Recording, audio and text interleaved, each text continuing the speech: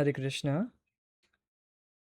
তো আজকে আমরা প্রথম অধ্যায় শ্রীমদ্ ভগবদ গীতা যথাযথ থেকে পড়ব।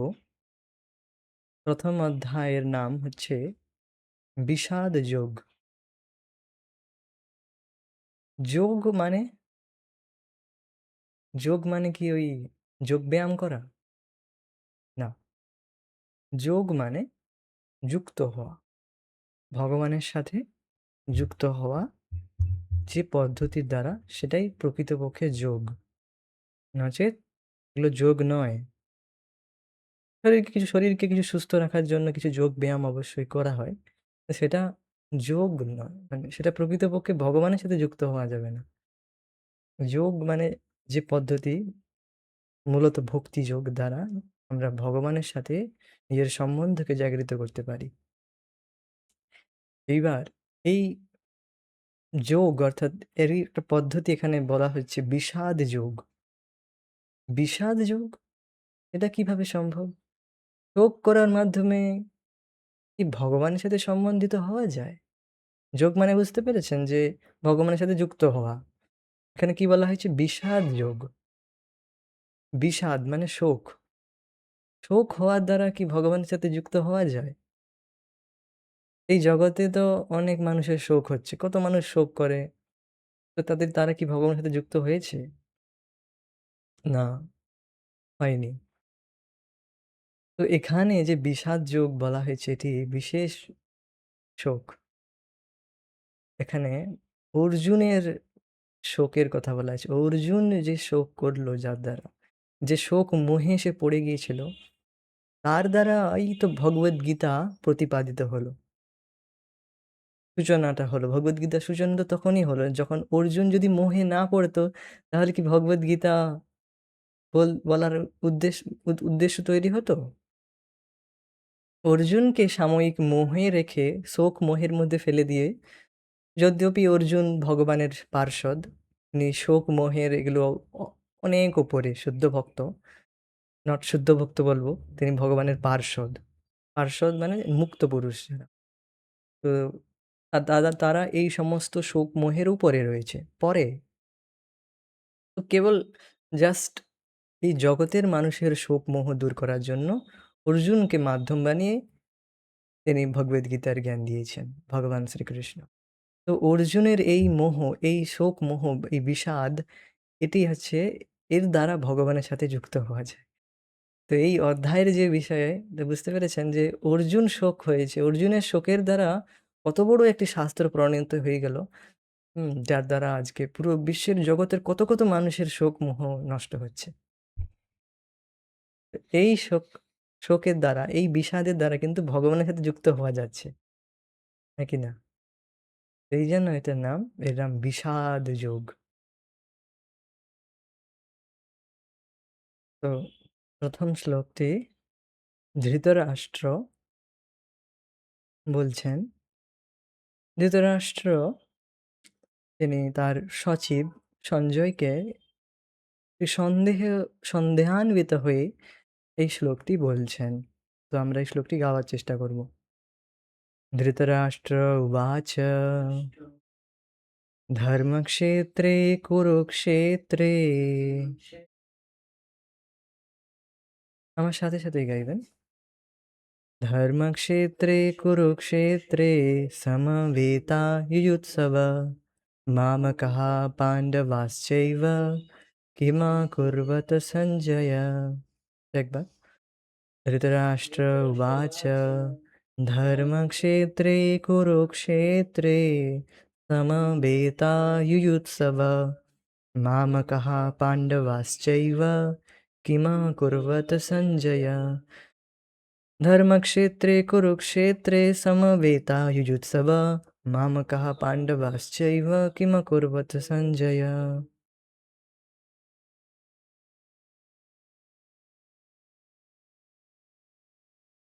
অনুবাদ। ধৃতরাষ্ট্র জিজ্ঞাসা করলেন, হে সঞ্জয়, ধর্মক্ষেত্রে যুদ্ধ করার মানসে সমবেত হয়ে আমার পুত্র এবং পাণ্ডুর পুত্রেরা তারপর কি করল? খুব ভালো মানসিকতা এনার। ধৃতরাষ্ট্র যিনি পুরো সম্পূর্ণ সেই সময় সম্পূর্ণ জগতের রাজা ছিলেন। তো তিনি এইভাবে বলছেন, "আমার পুত্র পাণ্ডুর পুত্র।" যদ্যপি রাজার ক্ষেত্রে সবাই প্রজা, মানে সবাই পুত্রের সমান। তো এখানে তার রাগ দ্বেষ স্পষ্ট দেখা যাচ্ছে। তার মোহে অন্ধ তিনি যে তার পুত্র প্রতি অত্যধিক আসক্তির যে কারণ তা দেখা যাচ্ছে এখানে। যে আমার পুত্র পাণ্ডুর পুত্র। যদ্যপি জানেন আপনি পাণ্ডু আর দুর্যোধনাদি এরা একই বংশের, কুরু বংশের। তবুও তিনি এইভাবে আলাদা করছেন তাদেরকে। নিজের পুত্রের প্রতি অত্যধিক আসক্তি। আর যদ্যপি তিনি পুরো জগতের রাজা। अन्वय ধৃতরাষ্ট্র উবাচ ধৃতরাষ্ট্র বললেন, সঞ্জয়, হে সঞ্জয়, ধর্মক্ষেত্রে কুরুক্ষেত্রে যুযুৎসব, ধর্মক্ষেত্রে কুরুক্ষেত্রে যুদ্ধে ইচ্ছুক, যুদ্ধার্থী, যুদ্ধের জন্য উপস্থিত হয়েছে। মামকাঃ পাণ্ডবাশ্চৈব, মামকাঃ মৎপুত্র দুর্যোধন আদি, পাণ্ডবাः পাণ্ডুপুত্রগণ যুধিষ্ঠির আদি চ ও সমবেতা সমবেতা মিলিত হইয়া এব তারপর কিম অকুর্বত। তো এখানে দেখছেন একটি শব্দ, যুদ্ধার্থী, যুদ্ধের জন্য উপস্থিত হয়েছে। আমার পুত্র এবং পাণ্ডুর পুত্রেরা যুদ্ধের জন্য কুরুক্ষেত্রে, ধর্মক্ষেত্রে নামক স্থানে যুদ্ধের জন্য উপস্থিত হয়ে কি করল, এই সন্দেহ। তো বলছেনই তো যে যুদ্ধের জন্য উপস্থিত হয়েছে, তারপর আবার কি প্রশ্ন করার কি অর্থ হয় যে কি করলো? আপনি ৯টার সময় বসে প্রসাদম হলে বসে কি করলেন? সেখানে প্রসাদম হলে বসে খাওয়ার উদ্দেশ্যে বসলেন, কি করলেন? কেন প্রশ্ন, এটা সঙ্গতি হলো? তো আপনি বলবেন, "প্রসাদ পেতে বসবো, আর কি করব? প্রসাদ পাবো।" বা একটু আগে আপনি প্রসাদ পেতে বসে আপনি কি করছিলেন? খুব প্রসাদ পাচ্ছিলেন। তো সেখানে কোনো প্রশ্ন হয়? তো হ্যাঁ, এর সঙ্গতি রয়েছে। এর কারণ রয়েছে। এই সন্দেহের কারণ এখানে আমরা দেখব ধর্মক্ষেত্র শব্দটির দ্বারা।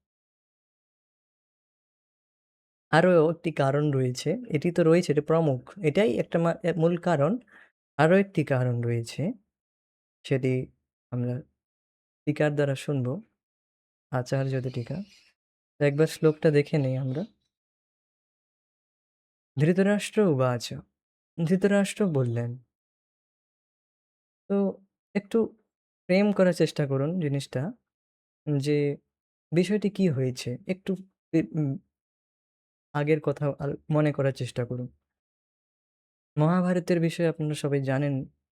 মহাভারতে পাণ্ডবদেরকে কত দুঃখ কষ্ট দিয়েছেন এই ধৃতরাষ্ট্র সহিত তার পুত্রেরা, দুর্যোধন আদি। যতুগৃহ অর্থাৎ লাক্ষাগৃহে তাদেরকে আগুন লাগিয়ে মেরে দেওয়া, হত্যা করার চেষ্টা করা হয়েছিল। আর তাদেরকে দূত ক্রীড়া অর্থাৎ জুয়া খেলার দ্বারা বারে বারে ফল করে তাদের হারানো হচ্ছিল। আর এইভাবে তাদের সমস্ত ধনসম্পদ কেড়ে নেওয়া হচ্ছিল। আর তাদেরকে অবশেষে কি করা হয়েছিল, ১২ বছর বনবাসে পাঠানো হয়েছিল। আর ১ বছর অজ্ঞাতবাস। তো এরপরেও নয়, এরপরেও বিরাট রাজ্যের সাথে, বিরাট রাজ্যে এখানে এই অজ্ঞাতবাসের সময় এরা অন্যান্য বিভিন্ন চাকরি নিয়ে তারা সেখানে ছিল, এই পাঞ্চপাণ্ডবরা। বিভিন্ন চাকরি নিয়ে তারা সেখানে লুকিয়ে ছিল। তো এই এত সমস্ত কষ্ট ভোগ করার পরেও তারপর যখন ভগবান শ্রীকৃষ্ণকে সন্ধিদূত হিসেবে পাঠানো হলো, যে অ্যাটলিস্ট ৫টি গ্রাম, ৫টি ৫টি রাজ্যও চায় না এরা। ৫টি গ্রাম ৫ ভাইকে দিয়ে দেওয়া হোক। এরা তো ক্ষত্রিয়, এরা তো আর ব্যবসা বা শূদ্রের মতো কাজ করতে পারবে না, চাকরি কারোর করতে পারবে না। ক্ষত্রিয় ব্রাহ্মণ এরা কোনোদিন কারো চাকরি করে না। কারো চাকরি করে এরা কোনোদিন চাকরি করতে পারে না এরা। শূদ্র বা বৈশ্যের কাজ শূদ্রর কাজ করতে পারে না। বৈশ্য হলেও, বৈশ্যের কাজ করলেও কিন্তু শূদ্রের কাজ কোনোদিন এরা করতে পারে না। যারা ব্রাহ্মণ আর ক্ষত্রিয় হয়। বুঝতে পারছেন? এরা কোনোদিন কারো চাকরি অ্যাকসেপ্ট করবে না। তো এইজন্য বললেন যে এদেরকে ৫ টি গ্রাম দিয়ে দেওয়া হোক। এরা তো ক্ষত্রিয়, এদের এরা এদেরকে ৫ টি গ্রাম দিয়ে দেওয়া হোক। তো তখন দুর্যোধন বললেন যে তিলার্ধম जब षड्भागम सूचाग्रे विद्यते महि बिना युद्धम न दातव्यम সত্যম সত্যম বদাম্যহম। অর্থাৎ আমি সত্য বলছি, সত্যি সত্যি বলছি যে তিলার্ধম, তিলের অর্ধভাগ, জব, জব জানেন, জবের আটা হয়, এই জবের ষড়ভাগ, ৬ ভাগের ১ ভাগ, বা সূচাগ্রে বিদ্যতে মহি, বা সূচের অগ্রভাগে যতটুকু ভূমি, যতটুকু মাটি লেগে থাকে ততটুকু ভূমি এ পর্যন্ত আমি দেব না যুদ্ধ ছাড়া। বিনা যুদ্ধম না দাতব্যম সত্যম সত্যম বদাম্যম। সত্যি বলছি, সত্যি বলছি, আমি বিনা যুদ্ধে দেব না। সূচের আগায় বা তিলের অর্ধেক, তিলের যতটুকু মাটি লেগে থাকবে, বা ষড়ভাগ, জব ষড়ভাগের ১ ভাগও যতটুকু মাটি থাকে, বা সূচের অগ্রভাগে যতটুকু মাটি থাকে, ওইটুকু মাটি পর্যন্ত আমি যুদ্ধ ছাড়া দেব না। তো যুদ্ধ অবশ্যম্ভাবী হয়ে গিয়েছিল। তখন ভগবান কৃষ্ণ আর বিদুরজি তিনি চলে এলেন, ফিরে এলেন যে সন্ধি হওয়া সম্ভব নয়। তো যুদ্ধ অবশ্যম্ভাবী। তো এই ঘটনায় ধৃতরাষ্ট্র বুঝেছিলেন যে কুরু আর পাণ্ডবদের মধ্যে যুদ্ধ হবেই। যুদ্ধ অবশ্যম্ভাবী। এইবার যখন তারা আজকে সবাই মানে ওই দিনে সবাই উপস্থিত হলো যুদ্ধের জন্য ২ পক্ষ, তখন এইরকম প্রশ্ন করার সঙ্গতি কী হলো? কেন?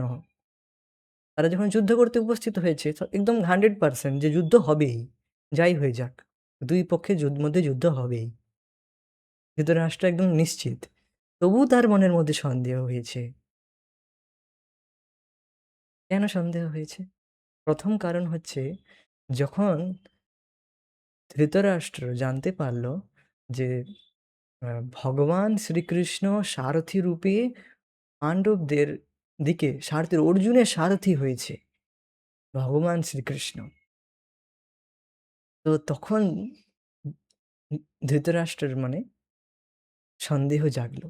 ভগবান পাণ্ডবদের দিকে আছে, ব্যাপারটা ওনার ঠিক লাগলো না। যুদ্ধ কি তাহলে হলো কি হলো না? এটি একটা কারণ। আর ২য় কারণ ধর্মক্ষেত্র। ধর্মক্ষেত্রে কুরুক্ষেত্রে। বলছেন না, ধর্মক্ষেত্রে কুরুক্ষেত্রে সমবেতা যুযুৎসব। সমবেত হয়ে, একত্রিত হয়ে, যুদ্ধের ইচ্ছায় একত্রিত হয়ে কিম অকুর্বত মামকঃ পাণ্ডবাশ্চৈব কিম অকুর্বত। নামক আমার পুত্র আর পাণ্ডবের পুত্ররা কি করলো? তো এই যে বলেছেন ধর্মক্ষেত্রে কুরুক্ষেত্রে, যেহেতু এইটা মূল তাৎপর্য। সন্দেহের মূল তাৎপর্য এই ধর্মক্ষেত্র শব্দটি। যে ধর্মক্ষেত্রে কি করলো? মানে নিশ্চয়ই ধর্মক্ষেত্রে ওরা জড়ো হয়েছে। মানে কিছু না কিছু মানে কিছু না কিছু হতে পারে। যুধিষ্ঠির নট যুধিষ্ঠির, হ্যাঁ, ধৃতরাষ্ট্র। ধৃতরাষ্ট্র জানতো যে ধর্মক্ষেত্রের একটি প্রভাব রয়েছে। ধর্মক্ষেত্র কুরুক্ষেত্রে তিনি জানতেন যে এটি একটি পবিত্র ভূমি, ধর্মের স্থান। আর আমার ছেলেরা অধার্মিক। তিনি জানতেন, সবই জানতেন। তবু তিনি আম পুত্র স্নেহে মোহে অন্ধ ছিলেন। হুম। অনেক পিতামাতা জানেন যে তার ছেলে কিছুটা খারাপ কাজ করছে। তবুও তারা পুত্র স্নেহ বশে তারা তাকে আম আটকায় না, বাধা দেয় না। পুত্র স্নেহ বশে। অন্ধ, স্নেহান্ধ, মোহান্ধ বলতে চাইব। তো এই ঠিক ধৃতরাষ্ট্রও সেই একই। তিনি জানতেন যে তার ছেলেরা একদম নিতান্ত ধার্মিক, আর পাণ্ডবেরা ধার্মিক। তো তার মনে এইজন্য সন্দেহ হয়েছে। যে ধর্মক্ষেত্রে এসছে, জড়ো হয়েছে। কৃষ্ণ অপরদিকে রয়েছে। তাহলে যুদ্ধ কি হয়েছে? যুদ্ধে কি তাহলে হলো? নাকি না এদের মন চেঞ্জ হয়ে গেল? মন পরিবর্তন হয়ে গেল। ধর্মক্ষেত্রে উপস্থিত হয়েছে। তো এই আচার্যরা শিলা বলদেব বিদ্যাভূষণজি, শিলা চক্রবর্তীপাদ, শিলা প্রভুপাদ এরা সবাই এটার উপর জোর দিচ্ছেন যে ধর্মক্ষেত্রের একটি প্রভাব রয়েছে। মানে যেগুলো ভগবানের লীলাস্থলী, এখানে কুরুক্ষেত্রের অনেক বিষয় বলা হবে। কুরুক্ষেত্রটি এটি একটি ধর্মস্থলী। কুরুক্ষেত্রের বিষয়ে এটি কোটেশন দেওয়া হয়েছে যে আম কুরুক্ষেত্র, কুরুক্ষেত্র এই স্থানটি আম এই বিষয়ে অনেক কিছু বলা হয়েছে। এই কুরুক্ষেত্ররই নামটি কেন পড়েছে? তো প্রথমত ধর্মক্ষেত্র পদটি কুরুক্ষেত্রের বিশেষণ। ধর্মক্ষেত্র এটি ধর্মের ক্ষেত্র। আর কুরুক্ষেত্র নামটি কেন হলো? তো মহারাজ কুরু ওই স্থানে কর্ষণ করিয়াছিল বলে ওই স্থানের নাম কুরুক্ষেত্র। কর্ষণ মানে মাটি খুঁড়ছিলেন। মহারাজ কুরু। তো ওই স্থানে কর্ষণ করা যখন মহারাজ কুরু আরম্ভ করল, তখন দেবরাজ ইন্দ্র এসে জিজ্ঞেস করল যে আপনি বললেন, হে পুরন্দর, যে সকল ব্যক্তি তখন জিজ্ঞেস করলেন যে, "কেন এইসব করছেন আপনি? কেন আপনি এই সমস্ত কর্ষণ করছেন এখানে? মাটি করছেন কেন? আপনি যদি কোথাও মাটি খুঁড়তে লাগেন, দেবতারা আসবেন। প্রথমত দেবতা আসবে আপনাকে জিজ্ঞেস করতে। তো নিশ্চয়ই কুরুরাজ সেইরকম বড় সেইরকম ব্যক্তি যে দেবতা পর্যন্ত আসছেন তাকে জিজ্ঞেস করতে। কিছু না কিছু কারণ আছে।"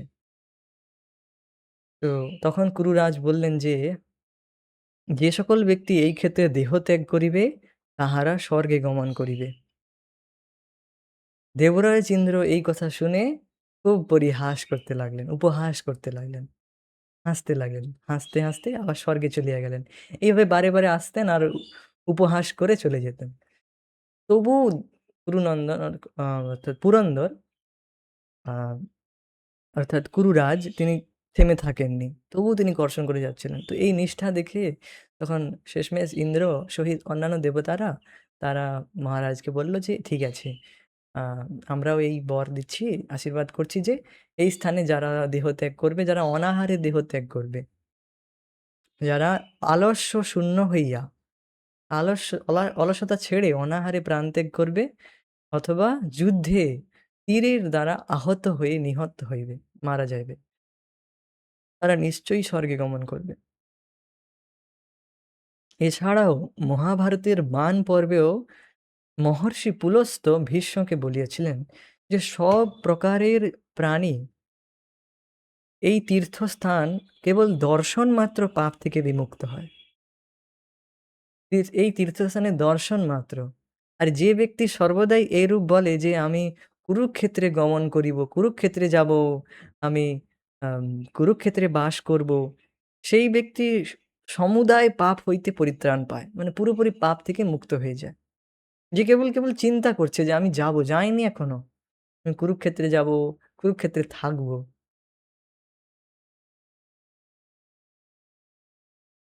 তো এই স্থানের মাহাত্ম্য হচ্ছে আরও রয়েছে। জাবাল উপনিষদে বলা হয়েছে ১-২ তে, "যদনু কুরুক্ষেত্রম দেবানাং দেবযজনম সর্বেষাং ভূতানাং ব্রহ্মসদনম।" অতএব অর্থাৎ যেটি হচ্ছে দেবতাদের যজ্ঞস্থলী। দেবতারা যজ্ঞ করতে স্বর্গ ছেড়ে এই ধরাধামে নেমে আসেন কুরুক্ষেত্র স্থানে। সেখানে তারা যজ্ঞ করেন। দেবতারা সেখানে। দেবতাদের কি যজ্ঞ করার স্থানের অভাব? না। তবু তারা এই স্থানের মাহাত্ম্যটা এতটাই, তারা এখানে এসে যজ্ঞ করে। কেন? এটা ব্রহ্ম সদনম, এটি ব্রহ্মের স্থান। এখানে আত্মসাক্ষাৎকার হয়। এখানে ভগবৎ মানে আত্মসাক্ষাৎকারের অনুশীলন করলে আত্মসাক্ষাৎকার খুব দ্রুত হয়ে যাবে। খুব সহজে হয়ে যাবে। অর্থাৎ যে ভূমি যার জন্য তৈরি সেখানে সেই কাজ করলে, সেই চাষ করলে ভালো ফসল হবে, হ্যাঁ কি না? যে মাটি যে ফসলের জন্য অনুকূল, সেই ফসল যদি চাষ করা হয়, তাহলে ভালো ফসল হবে, ভালো ফল হবে। হুম।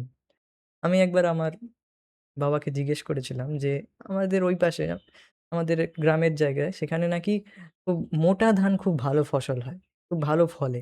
সরু ধান খুব একটা ভালো ফলে না। তো এইজন্য সেখানে বেশিরভাগ মোটা চালের ধানই চাষ করা হয়। যাতে বেশি ফলন পাওয়া যায়। তো তো তো অভিজ্ঞ কৃষক সে জানে সে কোন স্থানে কি করা উচিত। তো এই স্থানটি এখানে যে কুরুক্ষেত্রের স্থানের কথা বলা হয়েছে, এই স্থানটি ব্রহ্ম অনুসন্ধান অর্থাৎ আ ব্রহ্ম সদনম আত্মসাক্ষাৎকার সেলফ রিয়ালাইজেশন এর জন্য একটি অনুকূল স্থান। ভগবত সাক্ষাৎকারের জন্য অনুকূল স্থান। তো এর থেকে বোঝা যাচ্ছে যে কুরুক্ষেত্র স্থানটি একটি তীর্থক্ষেত্র, ধর্মক্ষেত্র। তো ধর্মক্ষেত্রের কেন বুঝতে পেরেছেন? এই এতগুলো তাৎপর্য, এতগুলো কারণ রয়েছে। যেখানে ধর্ম অনুশীলন করার জন্য অনুকূল, এইজন্য ধর্মক্ষেত্র। যেখানে ভগবানের ভক্তির জন্য অনুকূল। মায়াপুর, বৃন্দাবন, হুম? পুরীধাম এগুলো ভগবানের ভক্তির জন্য অনুকূল, হ্যাঁ কি না? অনুকূল। আর অন্যান্য স্থানে যাবেন সেখানে অতটা অনুকূল নয়। এখানে সহজ ভক্তদের সঙ্গ পাওয়া যায়। তো এই অনুকূল। এখানে সহজেই ভগবানের ভক্তি করতে মানে ইচ্ছা জাগৃত হয়। মন পরিবর্তন হয়ে যায় যে আর কোথাও যেতে ইচ্ছে করে না। এখানেই থেকে ভগবানের ভক্তি করতে ইচ্ছে করে। অনেকে যারা দর্শনার্থীরা আসেন তাদেরও এই মনোভাব থাকে যে মায়াপুরে এসেছি বা বৃন্দাবনে এসেছি আর যেতে ইচ্ছে করে না এখান থেকে। অনেকের মুখ থেকেই আমি শুনেছি। হ্যাঁ, যে তারা একই কথা বলে। যদিও তারা চলে যায় নির্দিষ্ট সময়ের পরে তাদের তবু তারা এটি বলে যে যেতে ইচ্ছে করে না এখান থেকে। তো কারণ তাহলে বুঝতে পারছেন যে স্থানের একটা প্রভাব রয়েছে। স্থানের প্রভাবে তাদের মন চেঞ্জ হচ্ছে, পরিবর্তন হচ্ছে। মন পরিবর্তন কেন হচ্ছে? কারণ প্রত্যেকটি জীব ভগবানের অংশ। তারা ভগবানের সংস্পর্শেই থাকতে চায়।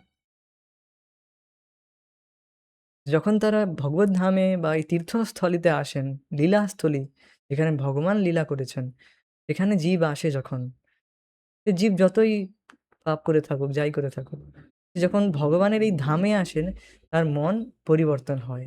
পরিবর্তন হওয়ার কারণ বুঝতেই পেরেছেন যে ভগবানের অংশ জীব। সে যখন ভগবানের সঙ্গতি পায়, তখন সে অটোমেটিক আপনা আপনি সুখী হয়। এইজন্য তার ভালো লাগে আর যেতে ইচ্ছে হয় না এখান থেকে। তো ধৃতরাষ্ট্র এই কথাই বলবেন যে, এই ধর্মক্ষেত্রেও প্রভাব রয়েছে। এর প্রভাবের জন্য কি আমার পুত্রের মন পরিবর্তন হয়ে গেল? এই সন্দেহ তিনি করছেন। আরো একটি কথা এখানে রয়েছে যে, স্থানের একটি প্রভাব, এই প্রভাবটিরই এখানে মূল জোর দিচ্ছেন যে, স্থানের প্রভাবের জন্য মন পরিবর্তন হয়েছে। হয়ে গেল কিনা সেটা সন্দেহ করছেন তিনি। তো এর বিষয়ে একটি শ্লোক বলা হয়েছে যে, "স্থানং প্রধানম না বলম প্রধানম।" বল প্রধান নয়, স্থান প্রধান। যদ্যপি ধৃতরাষ্ট্র জানতো যে আমার পুত্র ১০০ জন পুত্র। তারপরে ভীম রয়েছে, পিতামহ ভীষ্ম যেদিকে রয়েছেন। একেকজন আনডিফিটেড চ্যাম্পিয়ন। কখনো হারেনি এরা। ভীষ্ম পিতামহ, দ্রোণাচার্য, কৃপাচার্য, অশ্বত্থামা এরা কোনোদিন হারেনি। Undefeated champion. জানতো অবশ্যম্ভাবী যে যুদ্ধ হলে আমার পুত্রই জিতবে। তবুও তার মনে সন্দেহ হয়েছে। কারণ ধর্মক্ষেত্র। কারণ কৃষ্ণ রয়েছে সামনে। সন্দেহ রয়েছে যে যুদ্ধ হয়েছে কি না। হুম। তো বল প্রধান নয়। এ থেকে বুঝতে পারছেন যে বল একদম প্রচুর পরিমাণে রয়েছে ওদের। কিন্তু বল প্রধান নয়, স্থান প্রধান। আর ভগবান যেদিকে রয়েছে সেটা প্রধান। হুম। তো এই বিষয়ে এটি বলা হয়েছে যে এটার ভেতরে একটা কথা রয়েছে মানে উপাখ্যান রয়েছে যে গরুড়জি যখন একটি সাপকে শিবের গলায় দেখে, তখন সেই সাপ গরুড়জিকে দেখে খুব ফনা তুলে খুব ফস-ফস করে। খুব ফনা তুলে খুব ফস-ফস করছিল। মানে খুবই ফুৎকার যাকে বলা হয়, খুবই ফস-ফস করা যাকে বলা হয়। বুঝতে পারছেন নিশ্চয়ই?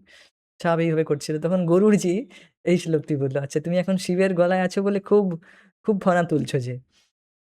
একবার গলা থেকে নামো তারপর দেখাচ্ছি মজা।" তখন এই শ্লোকটি বলল যে, "স্থানম প্রধানম না বলম প্রধানম।" তুমি স্থানের প্রভাবে বেঁচে আছো। একবার নিচে নামলে তোমার হালত খারাপ করে দিতাম আমি। তো এই স্থানের একটি প্রভাব রয়েছে। প্রধান তো প্রভাব রয়েছে। এই প্রভাবের জন্যই তিনি আশঙ্কা করছেন, সন্দেহ করছে যে আমার পুত্র অর্থাৎ মামকাহা এদের মন পরিবর্তন হয়ে গেল না তো? বা পান্ডবা এদের মন পরিবর্তন হয়ে গেল না তো? যুদ্ধের জন্য? এটাই বলছেন। এটাই সন্দেহ করছেন। এটাই আমরা আচার্য টিকা দ্বারা পড়ব।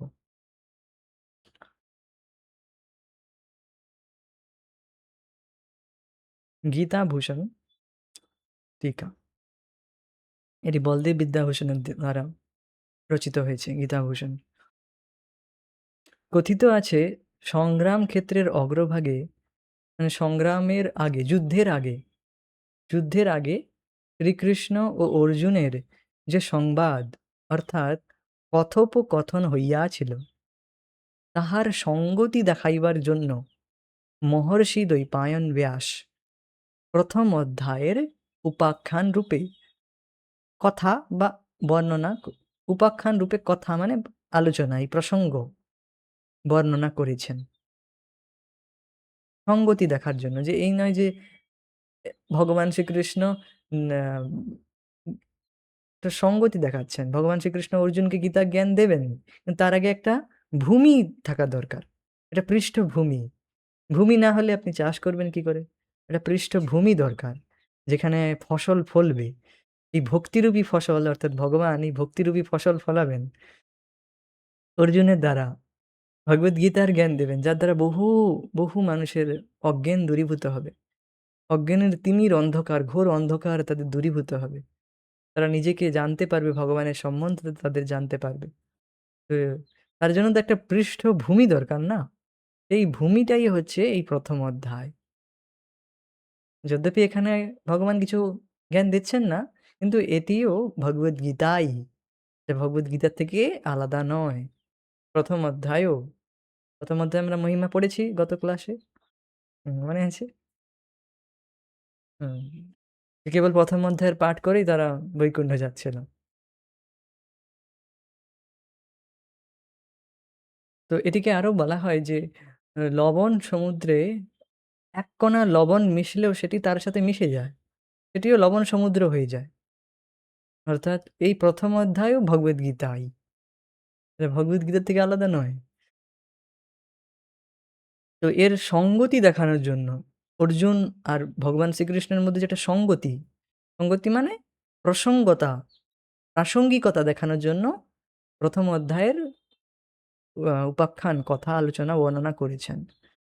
অতএব প্রথমে ভগবান ও অর্জুনের সংবাদের প্রসঙ্গ দেখাইবার জন্য এই কথা মানে আলোচনা উপাখ্যান বর্ণিত হইতেছে।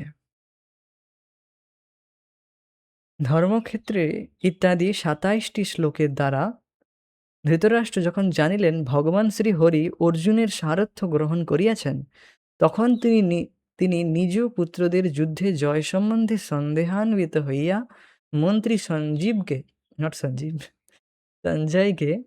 জিজ্ঞাসা করিলেন।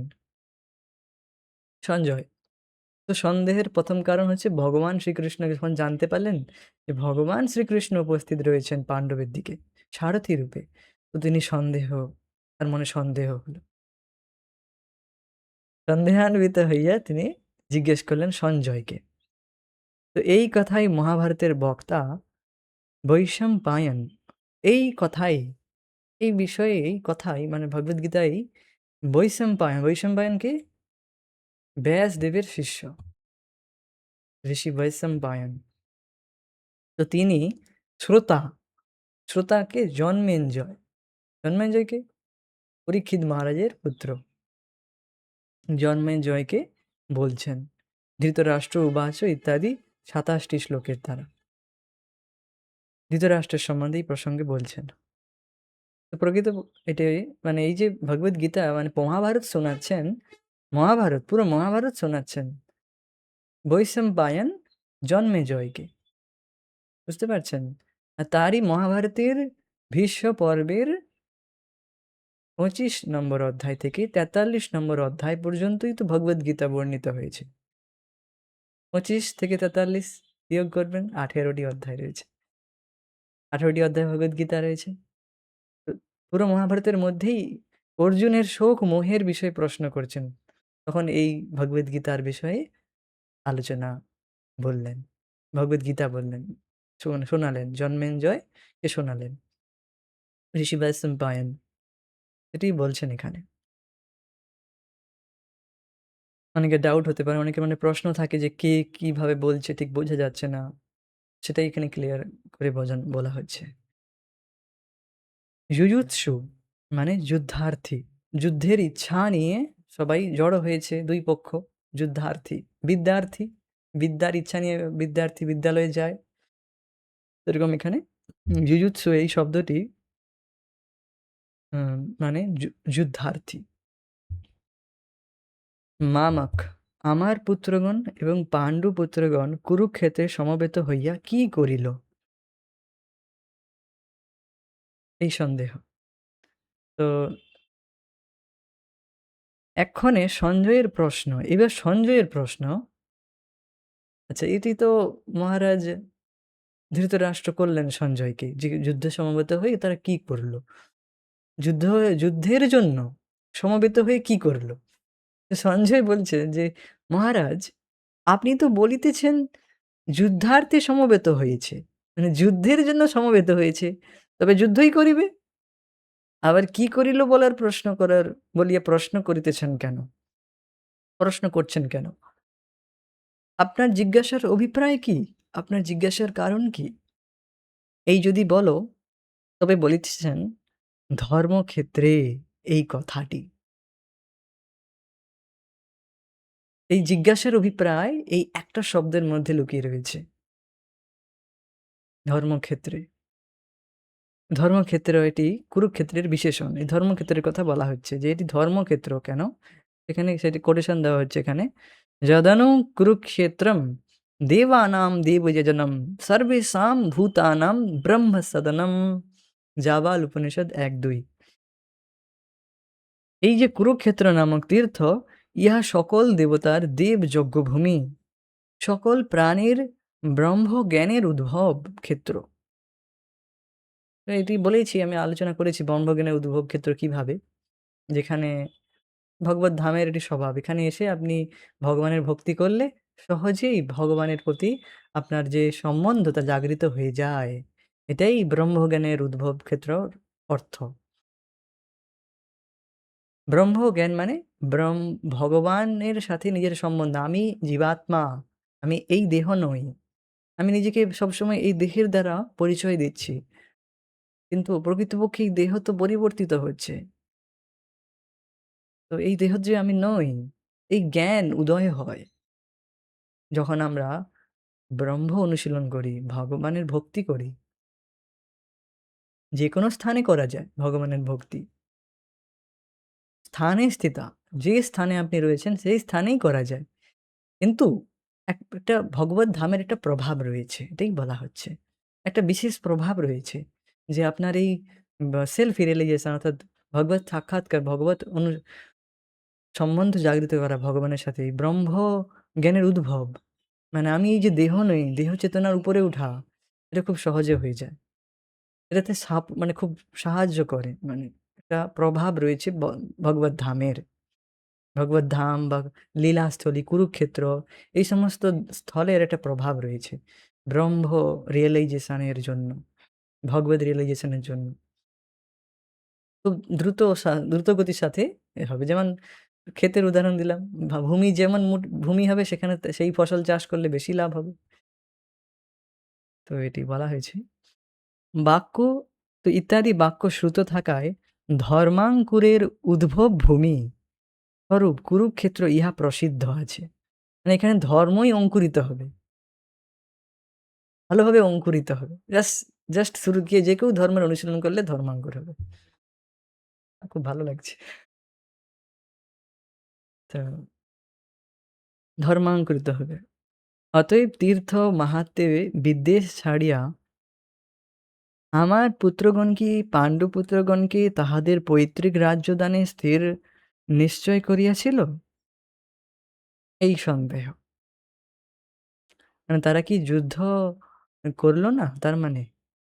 এই মানে যুদ্ধ না করার মন পরিবর্তন হয়ে যুদ্ধ না করা স্থির করল?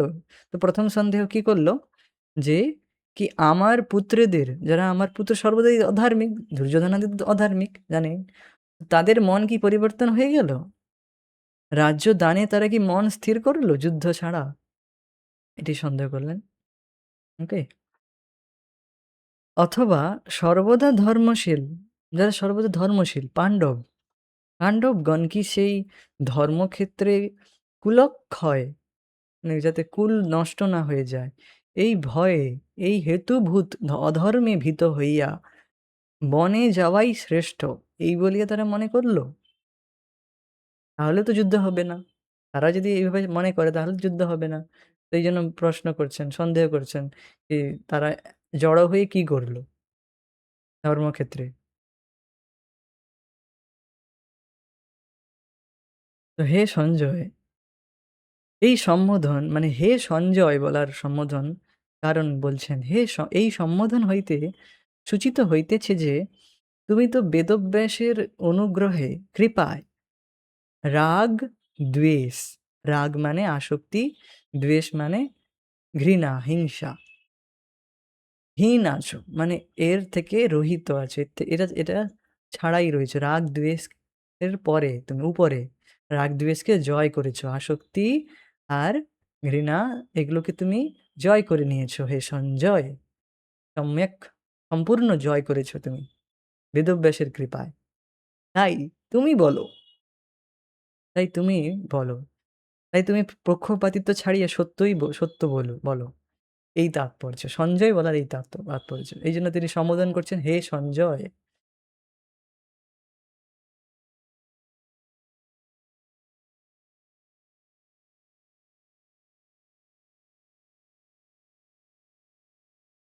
পাণ্ডবরাও তো ধৃতরাষ্ট্রের বংশধর। তো এরপর এখানে বলা হচ্ছে যে পাণ্ডবা আর মামকা বলার কারণ কি? কেন এরকম কেন বললেন? মামকা পাণ্ডবা কেন বললেন? পাণ্ডবও তো কুরু। আর দুর্যোধন আদি তারাও কুরু। তো তাদেরকে আলাদা করে বলার কি কারণ? বলছেন পাণ্ডবরাও তো ধৃতরাষ্ট্রের বংশধর। তবে তাহাদিগকে তাদেরকে মামক মধ্যে না ফেলিয়ে পাণ্ডবাশ্চ এইরূপ প্রকৃতপক্ষে ধৃতরাষ্ট্রে যে উক্তি করিলেন, তাহার দ্বারা প্রকাশ পাইতেছে ধৃতরাষ্ট্র পুত্র স্নেহে অন্ধ। সুতরাং পাণ্ডবদের উপর তাহার বিদ্বেষ আছে, বিশেষ রূপে দ্বেষ, হিংসা আছে, যে আমার পুত্ররাই রাজ্য নেবে, এরা কেন নেবে? আমার ছেলেরাই পুরো রাজ্যের রাজা হবে, আমার ছেলেই রাজা হবে, পাণ্ডুর ছেলেরা নয়, আমার ভাইয়ের ছেলেরা নয়। এটাকে বলা হয় জেলাসি। জেলাসি বোঝার চেষ্টা করুন, মানে এই যে ঈর্ষা, হিংসা করা। মানে আপনি হয়তো কোনো কিছুর জন্য দাবি করেন, আপনি অধিকারী। যেরকম পাণ্ডবরা তারা অর্ধেক রাজ্যের অধিকারী। অর্ধেক রাজ্যও চাইছে না, ৫ টি গ্রাম চাইছে। তো তারা অধিকারী, রাইটফুল ওনার যাকে বলা হয়। যেমন আপনি আপনার পিতার বংশে জন্মগ্রহণ করলে তখন আপনি আর আপনার যদি ভাই থাকে তখন আপনারও আপনার পৈতৃক সম্পত্তির উপর জন্মগত অধিকার থাকে, বার্থ রাইট থাকে। কিন্তু এখন হয়তো আপনার কোনো সম্বন্ধী, আ আপনার কোনো এরকম আপনার যদি ধরলাম আপনার তো ভাই নেই যদিও।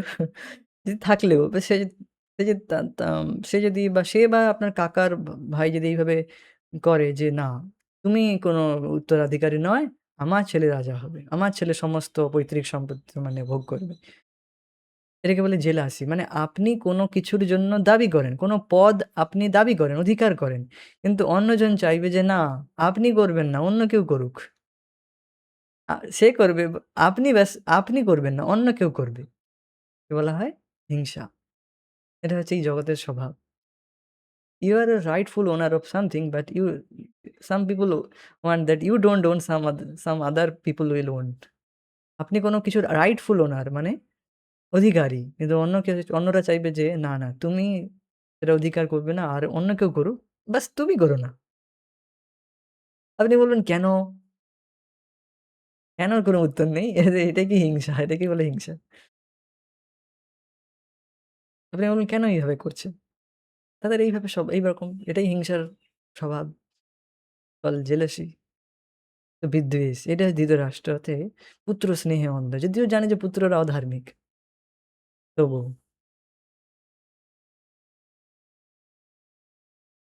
ধান্যক্ষেত্র হইতে যেমন ধা ধান্যের মতো প্রতীয়মান। তো এইবার বলছেন যে ধর্মক্ষেত্রের সাথে এবার ধান্যক্ষেত্রের তুলনা করা হচ্ছে। তুলনা দ্বারা বোঝানো হচ্ছে যে ধান ক্ষেতে ধানই সর্বদা খুব ভালোভাবে ফলীভূত হবে। আর যদিও ঘাস হয়ে যায়, কি সব কৃষক যেয়ে সব ঘাস বেছে দিবে।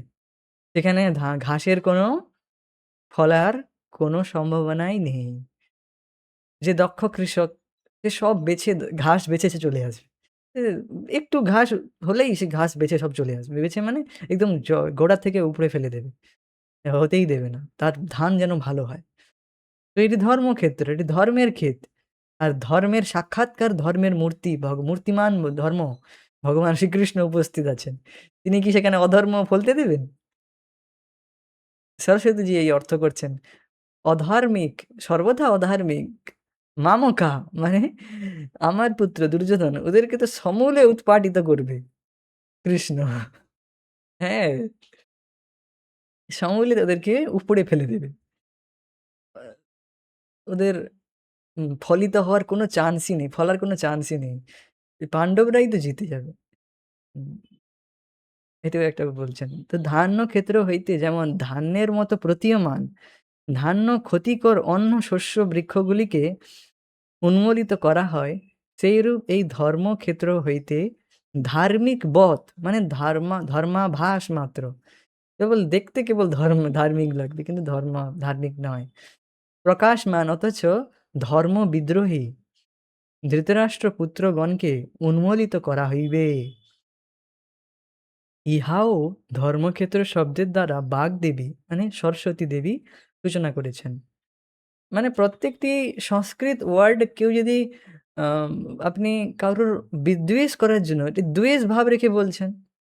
একটা হিংসা ভাব নিয়ে বলছেন ধৃতরাষ্ট্র। কিন্তু এই হিংসার ভাবটাকে সরস্বতীজি মানে সংস্কৃতের সেই ওয়ার্ডের ক্ষমতা এমন তার একটা আলাদা অর্থ আসবে। সারস্বত অর্থ বলে। এটা আমরা আগে দেখব। এখানে সরস্বতীজি এই অর্থ করছেন। যে এটিও অর্থ হয়। মানে ধর্মক্ষেত্র মানে ক্ষেত নেওয়া হয়েছে। ধর্মের ক্ষেত এটি। ধর্মের জমি। এখানে ধর্মই ফলবে। এখানে অধর্ম ফলবে না। কুরুক্ষেত্রে ধর্মের জমি। ক্ষেত্রকে কি হিসেবে নেওয়া হয়েছে? জমি হিসেবে, ক্ষেত। ধর্মের জমি এখানে ধর্মই ফলবে। অধর্মের ফলার কোনো চান্সই নেই। কৃষক ভগবান কৃষ্ণ একদম দক্ষ কৃষক। ধর্মের সাক্ষাৎ মূর্তিমান ধর্ম উপস্থিত আছেন।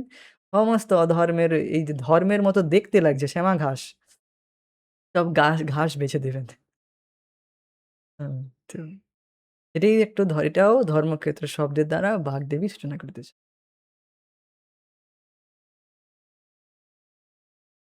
সারার্থ ভার্শনী এটি হচ্ছে চক্রবর্তী বিশ্বনাথ চক্রবর্তীর দ্বারা রচিত হয়েছে সারার্থ ভার্শনী। এখানে অনেক কিছুই বোঝা যাবে যেগুলো অলরেডি এক্সপ্লেন করা হয়েছে, ব্যাখ্যা করা হয়েছে সেগুলো আমরা রিড পড়ব। একটা জিনিস নতুন আসবে সেটা মন দিয়ে শুনবেন।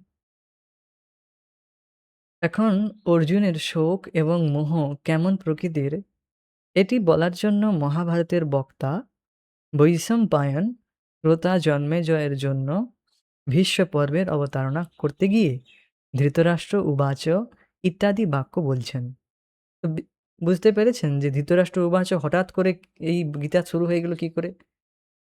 অর্জুনের শোক মোহের কথা আলোচনা করতে গিয়ে জন্মেঞ্জয়কে ঋষি বৈশম্পায়ন এই ধৃতরাষ্ট্র উবাচ বলে এবার ১৮টি অধ্যায় গীতা বলবেন। মহাভারত শোনাচ্ছেন বৈশম্পায়ন জন্মেজয়কে। তারই মধ্যে এই গীতাও আসছে। অর্জুনের শোক মোহ কেন হলো সেই প্রশ্নের উত্তরে। শোক হলো কেন? অর্জুন কিভাবে কেন এত শোক হয়ে গেল? তো শোক মোহের কেমন প্রকৃতির এটি বলার জন্য ধৃতরাষ্ট্র উবাচ ইত্যাদি বাক্য বলছেন। ধৃতরাষ্ট্র সঞ্জয়কে জিজ্ঞেস করছেন যে যুদ্ধাভিলাষী আমার পুত্রেরা এবং পাণ্ডবেরা কুরুক্ষেত্র নামক যুদ্ধভূমিতে একত্রিত হয়ে কি করল? এখানে একটি প্রশ্ন উঠে যে ধৃতরাষ্ট্র পুত্রদের তার পুত্রদের এবং পাণ্ডবদের যুদ্ধের জন্যই একত্রিত বলেছেন। অতএব তারা তো যুদ্ধই করবে। কিন্তু কি করল? এই প্রশ্নের দ্বারা যা জিজ্ঞেস করেছেন, তার কি অভিপ্রায়? এর উত্তরের জন্যই ধৃতরাষ্ট্র ধর্মক্ষেত্রে শব্দটির উল্লেখ করেছেন। শ্রুতিতে এরূপ বলা হয়েছে যে, কুরুক্ষেত্রম দেবযজনম, অর্থাৎ কুরুক্ষেত্র দেবতাদের যজ্ঞস্থলী। এটি তো আগে বলা হয়েছে। তো অতএব এই ক্ষেত্র ধর্ম প্রবর্তক ক্ষেত্ররূপে প্রসিদ্ধ। এই কারণে এর সঙ্গের প্রভাবে, এই স্থানের প্রভাবে দুর্যোধন আদি অধার্মিক ব্যক্তিদেরও ক্রোধ দূর হতে পারে। তারাও ধর্মে প্রবৃত্ত হতে পারে। পাণ্ডবেরা তো ধার্মিক এমনিতেই। অতএব বিবেক উৎপন্ন হলে বন্ধু হিংসা বন্ধু হিংসাকে অনুচিত বলে জেনে উভয় পক্ষই সন্ধির জন্য সম্মত হতে পারে। তখনও তো যুদ্ধ হবে না, এই সন্দেহ। তো এখান থেকে আরেকটি আমরা নতুন অর্থ পাচ্ছি যে, দুই পক্ষ পাণ্ডব আর দুর্যোধনাদি, মামকা পাণ্ডবা। মামক মানে দুর্যোধনাদি, আর পাণ্ডব মানে পাণ্ডব, যুধিষ্ঠিরাদি। তো এরা তো ধার্মিক আর এরা তো অধার্মিক। তো দুজনেই কি সন্ধির জন্য সম্মত হয়ে গেল? দুজনের মন পরিবর্তন হয়ে গেল? এখানে এটা বিষয়টা বলা হয়েছে। সেখানে তো একেকজনের মন পরিবর্তনের কথা বলা হচ্ছিল গত আলোচনায়, টিকায়। কিন্তু এখানে দুজনের মন কি পরিবর্তন হয়ে গেল? দুজনেই কি সন্ধির জন্য সম্মত হয়ে গেল? তখনও কি তারা যুদ্ধ করল না করল এই বিষয়ে সন্দেহ করছেন। দুজনেরই কি মন পরিবর্তন হয়ে গেল? তারা সন্ধির জন্য সম্মত হতে পারে? এটি বলছেন এই ধর্মক্ষেত্র এই শব্দের দ্বারা। ধর্মক্ষেত্রের প্রভাবে কি তাদের দুজনের মন পরিবর্তন হয়ে গেল? এটা সন্দেহ। এই ধর্মক্ষেত্র একটা ওয়ার্ডের দ্বারা কত কিছু আলোচনা হচ্ছে এখানে। তো এরপর বলছেন যে, এই যে সন্ধি, ধৃতরাষ্ট্রের এই যে আশঙ্কা, সন্ধি হয়ে গেল কি? ধৃতরাষ্ট্র প্রকৃতপক্ষে সন্ধি চায় না। কি এখানে বলা হচ্ছে যে বাহ্যিক রূপে, বাহ্য রূপে, বাহ্য রূপে ধৃতরাষ্ট্র এই রূপ প্রদর্শন করছেন যে সন্ধি হলে তিনি খুশিই হবেন। কিন্তু আন্তরিকভাবে তার মহা দুঃখ হচ্ছে যে যদি সন্ধি হয় তাহলে আগের মতোই আমার পুত্রদের জন্য এই রাজ্য সংকট হয়ে থেকে যাবে। যদি সন্ধি হয়ে যায় তাহলে তো সেই আবার সেই আগের মতোই একই পরিস্থিতি হবে। একই সাথে ছিল আগে তো। তো আবার তো এই রাজ্য সংকটই থেকে যাবে তাদের জন্য। তখন আমার ছেলে তো আবার রাজা হবে না।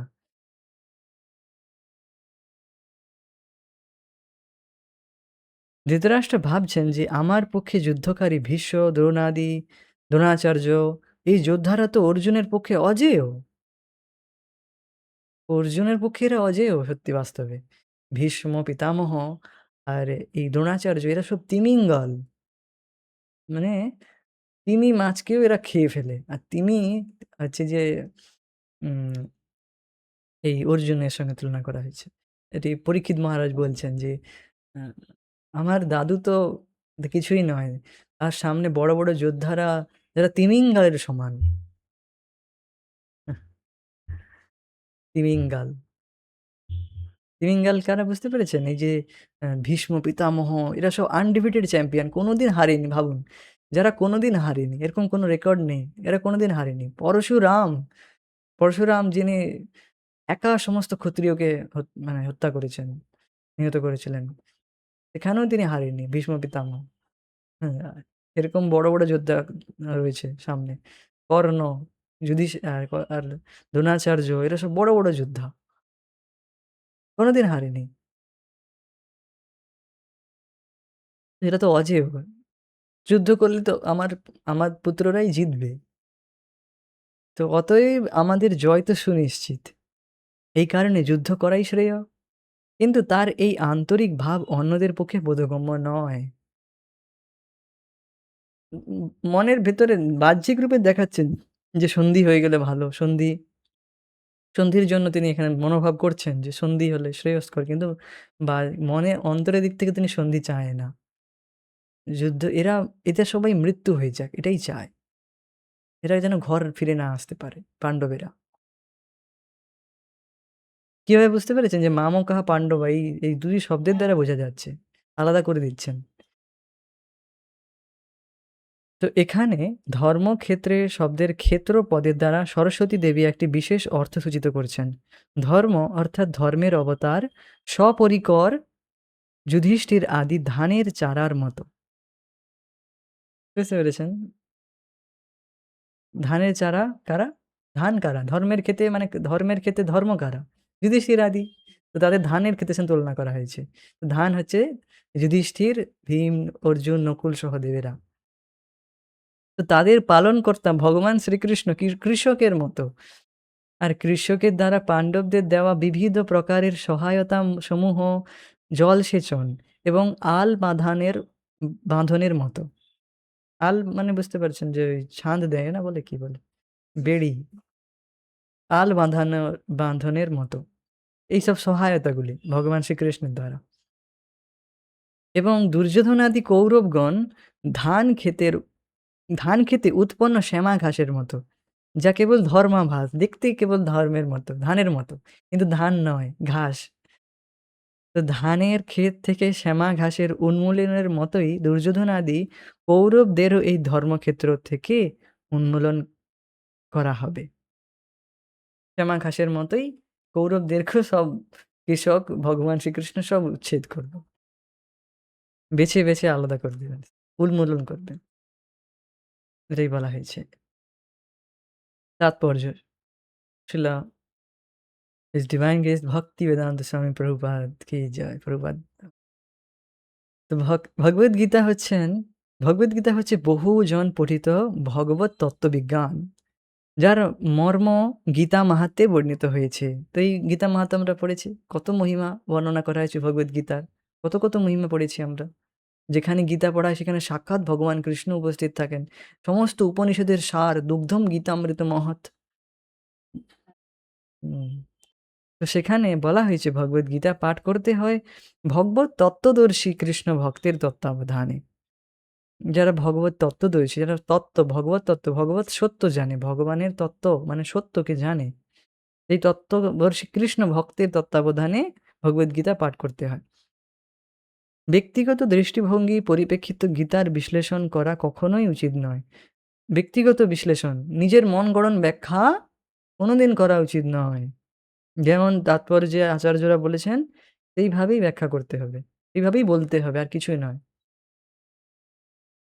তো গীতার যথাযথ অর্থ উপলব্ধি করার দৃষ্টান্ত আর প্রথম বিষয় কি? প্রথম বিষয় হচ্ছে ভক্তের মুখ থেকেই শুনতে হবে। কৃষ্ণ ভক্ত। বাকি অভক্ত হলে সে স্বার্থযুক্ত হয়ে বলবে। তার পিছনে স্বার্থ থাকবে যে প্রশংসা পাওয়ার, অর্থ লাভ করার, এইসব প্রেজ করার, অপরকে উম দেখানোর জন্য বা অপরকে অপরের কাছে বড় হওয়ার জন্য, প্রশংসা পাওয়ার জন্য মেইনলি থিং এটা। প্রশংসা, লাভ, পূজা, প্রতিষ্ঠা শূকরেরও বিষ্ঠা। প্রতিষ্ঠা লাভ করার জন্য এইরকম হয়ে যাবে। তো এটি বদ্ধ জীবের এটি লক্ষণ এটা। কিন্তু কৃষ্ণ ভক্ত এগুলো কখনোই চাইবে না। এগুলো সব ভজনে বাধা। পূজা, প্রতিষ্ঠা এগুলো ভজনে বাধা। সে ভালোভাবে জানে। এইজন্য সে এই কৃষ্ণ ভক্তের কাছ থেকে শোনে। সে কেবল কৃষ্ণকে প্রসন্ন করার জন্য, ভক্তদের সুখ বিধান করার জন্য, প্রীতি বিধান করার জন্যই পাঠ করে ভগবদ্গীতা। আর সেই পাঠ শুনলে আমাদের মনও নির্মূল হয়ে যাবে। আমরা তখন এই তত্ত্ব বুঝতে পারব। গীতার যথাযথ অর্থ উপলব্ধি করার দৃষ্টান্ত ভগবদ্গীতায় আমাদের সামনে তুলে ধরেছে অর্জুনের মাধ্যমে।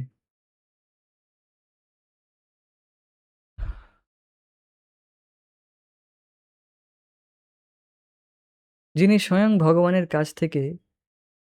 স্বয়ং ভগবানের কাছ থেকে সরাসরিভাবে এই গীতার জ্ঞান লাভ করেছিলেন।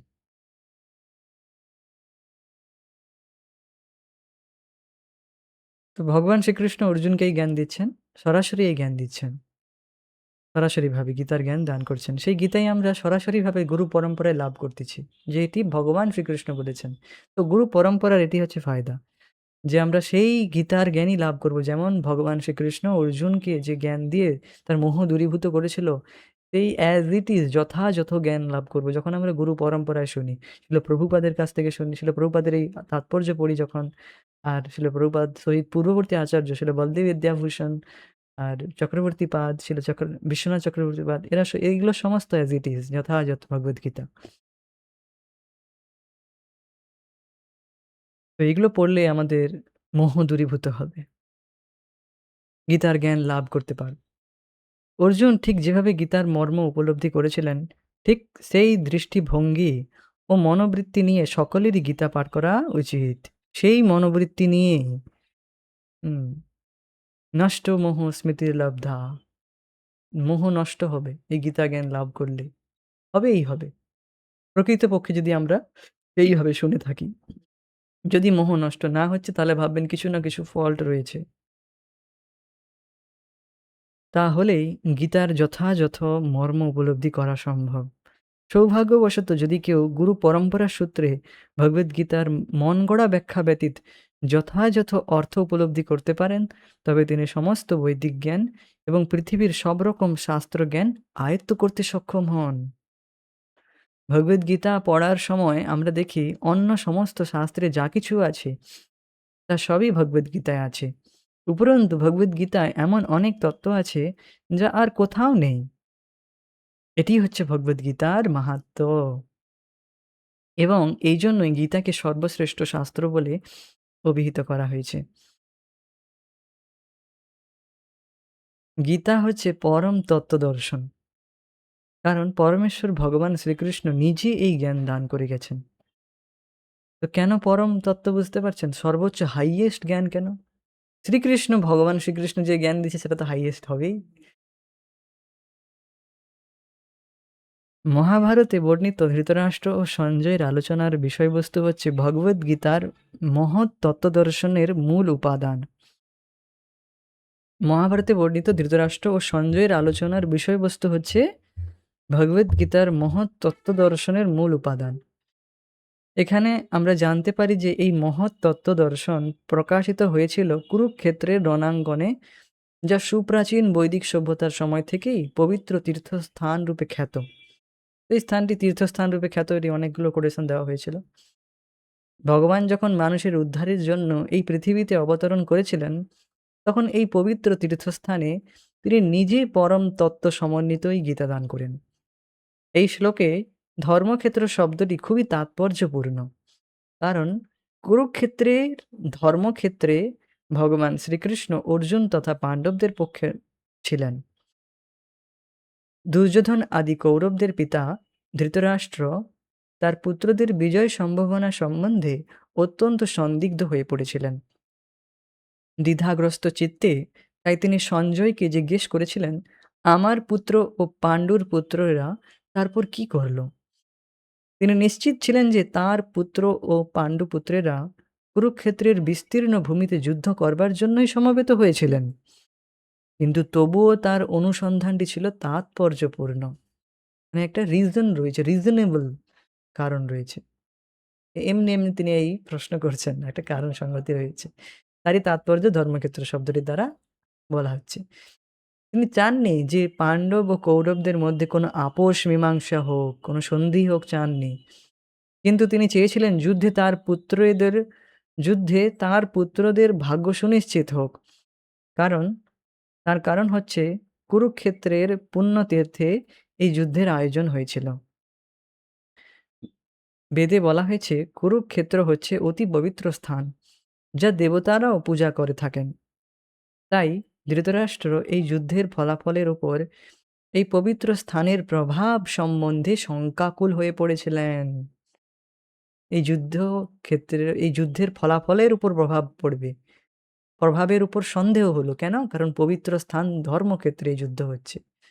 এইজন্য তিনি আশঙ্কা করছেন যুদ্ধে কি হলো? কি হলো সেই বিষয়ে আশঙ্কা করে এজন্য সঞ্জয়কে প্রশ্ন করছেন। তিনি খুব ভালোভাবে জানতেন যে অর্জুন এবং পাণ্ডুর অন্যান্য পুত্রদের উপর এই পবিত্র স্থানের মঙ্গলময় প্রভাব সঞ্চারিত হবে। কারণ তারা সকলেই ছিলেন অত্যন্ত ধর্মপরায়ণ। সঞ্জয় ছিলেন ব্যাসদেবের শিষ্য। তাই ব্যাসদেবের আশীর্বাদে তিনি দিব্যচক্ষু প্রাপ্ত হন। যার ফলে তিনি ঘরে বসেও কুরুক্ষেত্রের সমস্ত ঘটনা দেখতে পাচ্ছিলেন।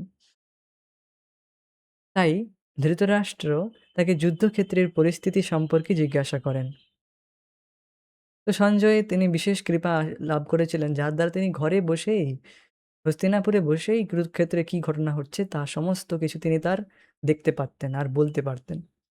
লাইভ টেলিকাস্ট করতে পারতেন বেসিক্যালি। পাণ্ডবেরা এবং ধৃতরাষ্ট্রের পুত্রেরা ছিলেন একই বংশজাত, কিন্তু ধৃতরাষ্ট্রের মনোভাব এখানে প্রকাশ পেয়েছে।